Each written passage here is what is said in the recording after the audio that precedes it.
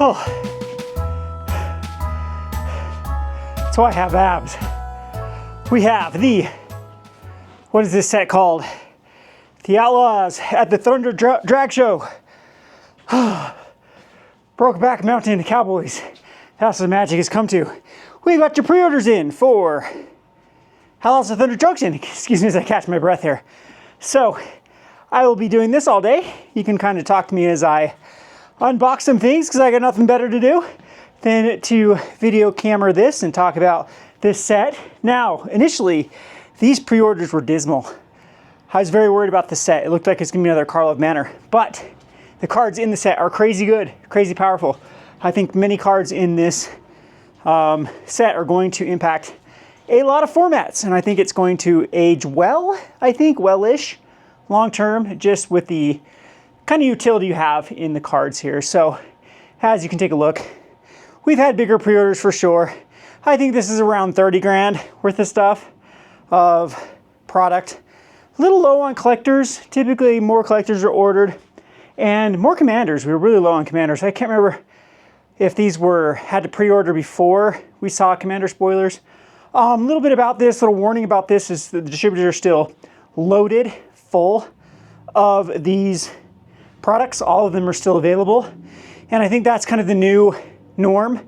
I think Wizards is doing larger print runs when a new set comes out. And then they're just slowly distributing things into the distribution system. As I think they can tell by now that they can rely on this, the market actually eating up most of their product if they tighten up print runs. And probably Amazon dumps don't serve them in the long term because it actually, you know, if they get super, super cheap product into the hands of the players, then they'll be gluttons of cards and won't need cards.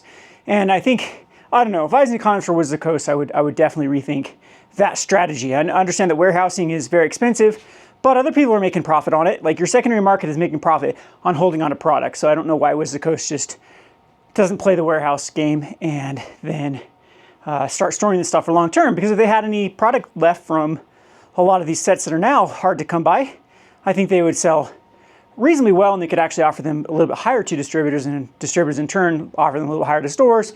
And then you don't have old product out competing new product. If people want the old product is still available at a slight premium, and then the new product actually looks good, comparatively speaking. The struggles with these last ones with Carl of Manor and now with Outlaws is the exact opposite. You have super cheap old product that is still everywhere in the market, you know, still $120 collector boosters from things like Kaldheim and New Capenna. And New Capenna has that land cycle. Kaldheim has some really high value cards in them. So when you're looking at 120 collector boosters from those sets, and you're looking at collector boosters now for $200 from the new set, you know, there's an $80 price difference there. Is it $80 worth more for the new stuff? Well, if you need new cards, yes. But again, that's kind of they've trained the market to actually value older things, just wait till they go on sale, and not get too, like the FOMOing is kind of over with Magic the Gathering. I think they FOMO'd everyone to death. Fear of missing out, the FOMO. And now we're seeing the market just be more reasonable with their purchases. And again, it's just caused a little bit of gluttony, a little bit of a spoiled market for getting cards, product for a lot cheaper than Wizards of the Coast anticipated them or wanted them to go for. So I'm gonna start unboxing some of this crap. Hopefully that is a good place. You're gonna not see too much of me. And I'm gonna go get a box cutter. And I guess I can take the camera with me. You guys can come with me. Come along my beautiful store. So, a couple other issues too that I'm having with. Apparently one of our competitors that's not too far from us already has pre-release kits, and they don't even have a WPN. And it's just Southern Hobby selling them pre-release kits early, which is ticking me off with their still. I think Wizards of the Coast has a lot of work to do to kind of flesh out that kind of stuff so we can get back to a healthier market. But anyway, let's find a box cutter in my super mess over here that I need to clean. There is one next to the catch-up. That's where a box cutter should be, is right next to the catch-up.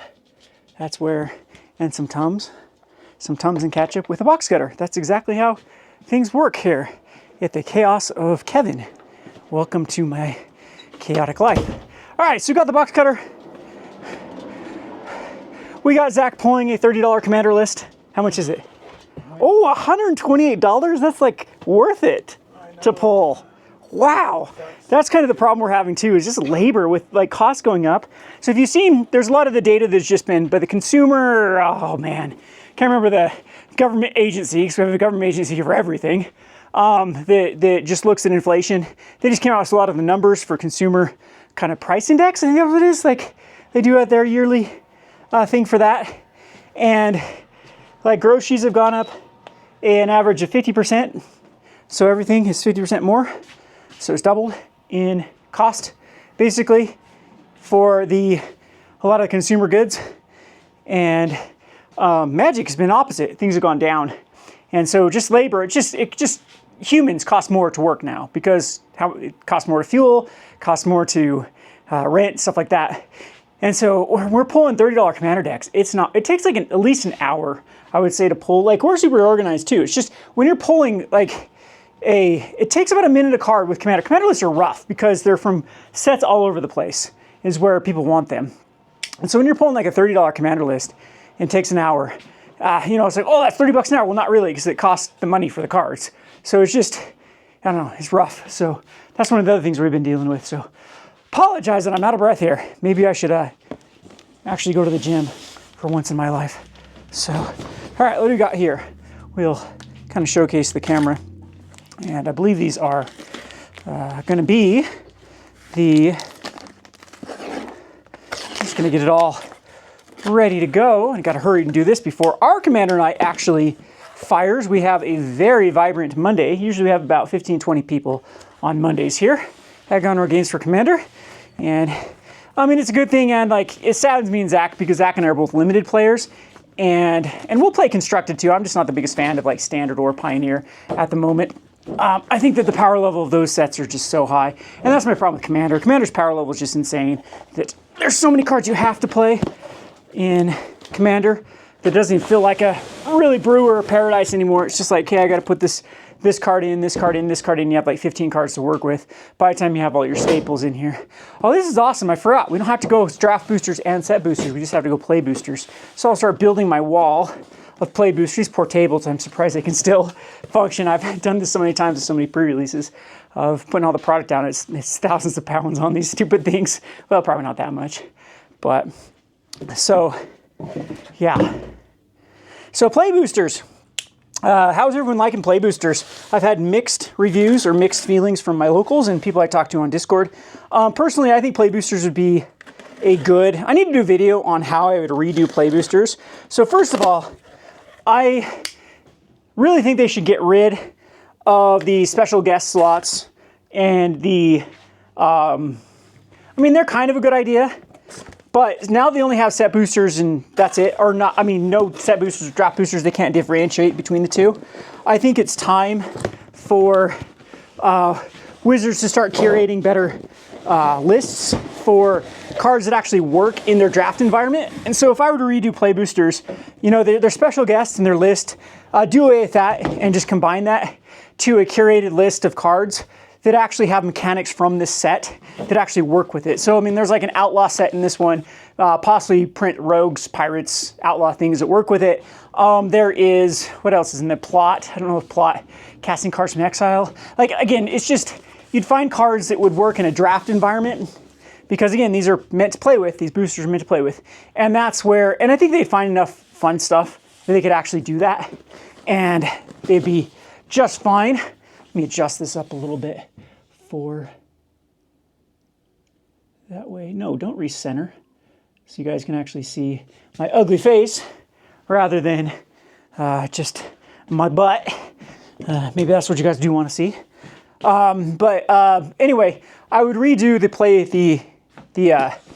play boosters to have a curated list of cards that actually worked in the draft environment. It's such a weird feeling if you get like a Skitherix, for example, they put it in a list slot and you get in a draft and all of a sudden now you have this like, oh, I have to worry about infect, -1/-1 counters. I have to worry about, like, there's a lot of weird stuff they put in lists that just, again, not on a power angle of it really warping it, just on the mechanic level. Remember, these are things that are being played at pre-releases, and it's supposed to be an intro to Magic. And we get a complex card like that where the mechanics a lot of times aren't even printed on the list cards because they're just carbon copy reprints, so they don't have reminder text on a lot of them because they came from a set where, you know, they had reminder text on the commons and uncommons. So on the rares, they didn't put reminder text.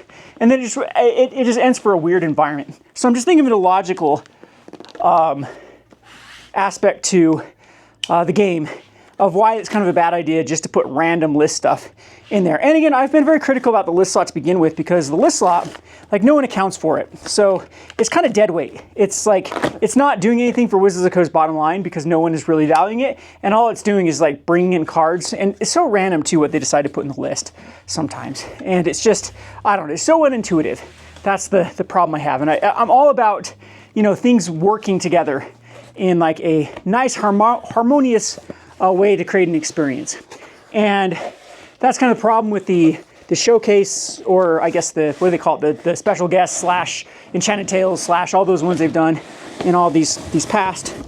And I apologize for I should find a better place to put this camera. How about this one? How about over here? That way I'm not using this table right now and you guys can still see me over here. What was I talking about? I was talking about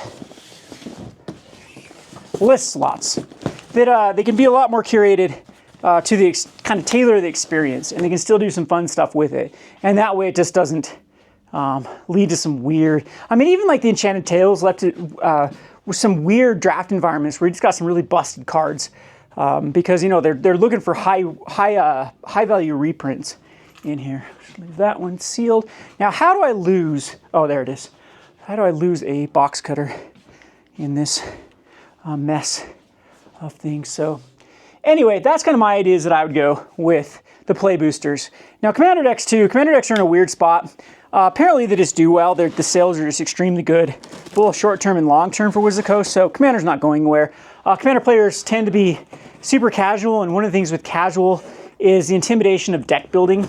And so a lot of players would rather, I've talked about this before, would rather just pick up a precon. And I have, today we'll probably sell a bunch of precons of older stuff, of older Commander decks, just because people will get bored, like, oh, I want to try a new one because I played this one. What is the average, do you think, Commander players have of Commander decks? Because I would say even the casual people that show up, just kind of the regular, the ones, not the ones that are like crazy into Commander. We're just talking about your normal ones. I would say they have at least 3 to 4 to 5 Commander decks. And then you have your hardcore ones. They bring a new Commander deck every week. And one thing that I've noticed about Commander players is they get a lot more attached to their Commander decks, even if they never play them. Comparatively speaking, like Modern players and Pioneer players. Modern players and Pioneer players, they, from my experience, they cannibalize all of their stuff to build the latest deck. So maybe they like playing Phoenix. Oh, I don't want to play Phoenix anymore. I want to go into a different shell, like a white-blue control shell. They'll like cannibalize their entire Phoenix deck to build that blue-white control. And that's standard players as well. So they don't like try to build like all these multiple decks unless they're really serious about having these decks. But, you know, they get attached to one deck and play it until they're done with it. And then they, kind of cannibalize their stuff and go forward. And so it'd be like Q players and Commander players, the ones that really hold on to their cards. But anyway, Commander decks, I don't think they're going anywhere. It's really, really rough, though, for Wizards of the Coast to find, like, I guess they don't have to really be concerned about value anymore, because even the commanders that don't have value, they still sell, because just kind of the new cards they put in it, it's the only way to get them, and people want them for a certain deck, and they're too lazy. I mean, I've underestimated the laziness of some of these Commander players, that they just need a Soul Ring, and so what they'll do is they'll buy a precon, because they don't want to, like, dig through their collection to try to find a Soul Ring. Anyway, where was I going with this? So, all right, what's in box number 2 here? So we have collectors in this one. All right, there is the, oh yeah, over $30,000 worth of stuff. Wow, I am poor. Oh, I am very poor. I'm gonna have to start doing some streams to get back some of this money. Alrighty, so looks like this is gonna be collectors in here. Nope, this can be Commander decks. So we got the Commander decks here, and I will go ahead and pop one of these open for people to see. Hope you kind of enjoy this type of off-the-cuff discussion where things just pop into my head. And after we see some of the products, I'll probably just turn the video off and get to work. But we do have the Outlaws of Thunder Junction. And I've had this discussion in my Discord, how like, I call this Outlaws at Thunder Drag Show. And I'm not saying that in like the reason why I'm using the term drag is supposed to be over the top. That's the whole point to it. It's supposed to be over feminized to a ridiculousness, to like things you would never like even associate with anything but drag. And that's when I see all of these, like, look at these outfits. They all look like they're going to a drag show. Every one of them. Or, you know, just over the top. And I guess that's, you know, sort of the appeal. It's one of the reasons I didn't like Warhammer, is it's just too over the top with the, you know, the gore and that whole thing. And I kind of more the realistic fantasy. I mean, that was the whole point of fantasy, is to be a little bit, I mean, it's supposed to be fantastical, but it's supposed to have at least some anchoring into the realism. And man, this is just, they've just gone crazy with the costume designs and like no one would ever wear this. But I guess that's the part of, you know, being fantasy that I guess you would. Anyway, let's find some collector boosters here. And these are all commander decks in here. That seems actually too heavy for commander decks down here. Oh, there's some play boosters in there. And I apologize if my mic is clicking around. I just noticed I didn't have it anchored that well in here. So let me know what's selling at your store. Oh, here's more commander decks in here. And there's gonna be bundles somewhere. We'll open up a bundle because I love me some bundles. It's still my favorite. Okay, here's pre-release packs. Let's actually see what these pre-release packs look like in here. Oh yeah, so you guys want to go to my competitor store and play in the pre-release, you can go and do that. I think yesterday when they got unofficial store. But anyway, we'll be having our pre-release as normal on Friday, so come and join us. So there is a pre-release pack. I'll probably be opening up one of these on camera and building a deck out of it. We'll probably play a league, hopefully here. Hopefully we can get enough people that want to play a league and pre-release. And one of the things we do here at Gondor Games is you can keep your pre-release. So after you play in the pre-release, you can keep it together, and then you can join our league for free with your pre-release pack that you bought for pre-release. And then we give out promos every week, and you can buy a pack every week to add to your league. And every time you lose, I don't know, sometimes we do one game, we call it a turbo league. Sometimes we do 2 games, sometimes we do the traditional 3 games. But it's not, when you lose 1, 2, or 3 games, you can buy a pack to add to your kit, and your decks get progressively more powerful as time goes on. And it's kind of fun because by the time that we do it from set to set, and by the time you are done, typically you have like 2 or 3 really good decks, and you get to experience all the mechanics out of the set. One of the problems I have with like drafts and pre-releases is I feel like you don't get enough value out of your product you bought, because, you know, you play like draft, you play 3 games, sealed sometimes you play 4 or 5 depending on how big it is, and sometimes you just never even draw your combos or cards, or it just didn't work out. I mean, it's just a few games. There's things that can go bad like mulligans, and you don't get you get an entire feel for what you opened. Or later on down the road, you're like, man, I actually should have put this card in here, because, you know, you have, after the tournament, you mulled over, you see how you lost, and like, yeah, I should have played that card. Well, in League, you get to go back and redo your deck. And so I really, really, really, really like League. So again, I'm not a fan of Standard right now. I'm not a fan of Pioneer, because the power levels are just insane. It really feels like the skill level is down on both those formats, because there's bombs and bombs and nukes to nuke the bombs. So it's like even the 2-drops now in Standard are like must answer. You have to answer that Ledger Sledger, or you're going to die to it. It's going to be a 7-9 on turn 3 if you don't answer it. And so, but the thing is, they've created such an insane removal too in Standard that you can just deal with it. But it doesn't feel like there's a lot of decisions and when to hold things. It's like, okay, you play something, I have to react. You play something, I have to react. And I like more of the nuanced formats of Limited, where it's like, okay, that's probably, I only have limited amounts of removal. That's probably not the target. I probably have to eat some hits from this thing for a while, because I know there's going to be a better target down the line. And that's what separates like these good players from the bad players. And I feel this is where I'm probably going to get a little snooty here, is I feel like Standard and Pioneer especially is catered way more to low skill than it is to something like Limited. And it's like, I'd love to go back to where there was a constructed format that had a lot more, you know, tit for tat, a lot more decision making, without just like massive nukes like Sunfall, or, you know, Kameno that's just insane value for a 1-drop, where it's like the mono red and blue eye control, in my opinion, in Standard right now, they run themselves. There are very few decisions to be made. You just play the cards as they curve out, and that's it. That's that.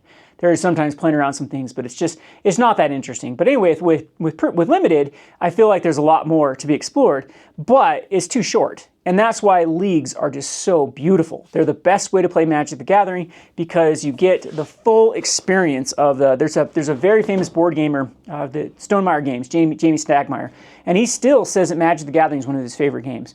But he has to just take it in doses where he will play the new set, go to the pre-release, and just play a few drafts. And that's it. And he gets his experience out of it. And that way he doesn't get burned out. And it's fun to see the new mechanics, to play the new things, and you get your fill. And that's what I love about League. Like that, ideally, that is how I would love to play Magic, is just play league to league with the set, get all the new mechanics out, wash my hands of it, go on to the next one. And it's like perfect timing. You got like 6 weeks until like a new one comes out, something else to play around with. Why I'm saying 6 weeks, because there's like Modern Horizons, there's all these things that then come out that you can do leagues with or drafts with, and it gives you get a nice full experience with Magic the Gathering without having to go deep in these other quote unquote non-rotating formats. But anyway, that's kind of what I like about it. So there's my kind of plug for leagues. If you don't have them at your store, I highly encourage you. You don't even have to have your store to do it. You can do it yourself. In fact, if you are a patron of mine, I can actually start supplying you with pre-release packs at the regular release of them. So how they work with pre-releases, you're only supposed to go to WPN stores to run events until the pre-release is officially over. So there's 1 week of what's called pre-releases. Then distributors at that point can sell them to WPN stores as they want, as the allocations of the stores that didn't take theirs have run out and they can go shop them around. So that is when I can start providing you with pre-release packs. And so in about a week, if you would like to start your own league, get your own club, say you don't have a store that you like to go to, or they just start running it, you can do this in your kitchen table. You can do this at home. And it's just start with a pre-release pack and build from there. And it's a really, really fun experience with League. There are things you can do, like have a prize, like a promo prize pool for people that win games. And again, there's incentivizing it. Like one of the things I like about leagues too is it doesn't feel bad to lose. If you lose, you get a pack, and it's like, oh well, and it keeps things fair too. The high skill people will have less cards to work with. The lower skill people will have more cards and more packs to start, building really powerful decks with. So really, really fun. We're gonna get rambling with this stuff, but anyway, I'm probably gonna cut this one short here, or I guess long here, because it's a way long video, because I need to get through this. I'm just gonna do this while I talk, but you can see I'm getting nothing done. So appreciate everyone that's stuck around. I'll try to get back to doing some more of these videos where I just talk shop and whatnot. I think that's how I'm gonna have to do this channel. I kept having all these like grandiose ideas of what I'll do, and then it's just things get interrupted. And it's just like, this is probably the best thing to do before the store opens, pick the camera up, talk about something, and, move on from there. Anyway, I appreciate everyone. And again, go check out that Patreon if you are interested in these pre-release kits. I think they cost like 21 or 22 bucks a piece now with the increase in the play boosters. And again, you can get all the products at cost. And you also have access to talk to me and get accessories and custom stuff built for you with Zach. He likes to do like deck boxes and things like that. We have actually plans on, I want to get an engraver eventually, but I mean, just like with the 3D printers and things, we do some fun stuff here. Anyway, hope you enjoyed this video. Kevin with Gonro Games. Thanks for watching.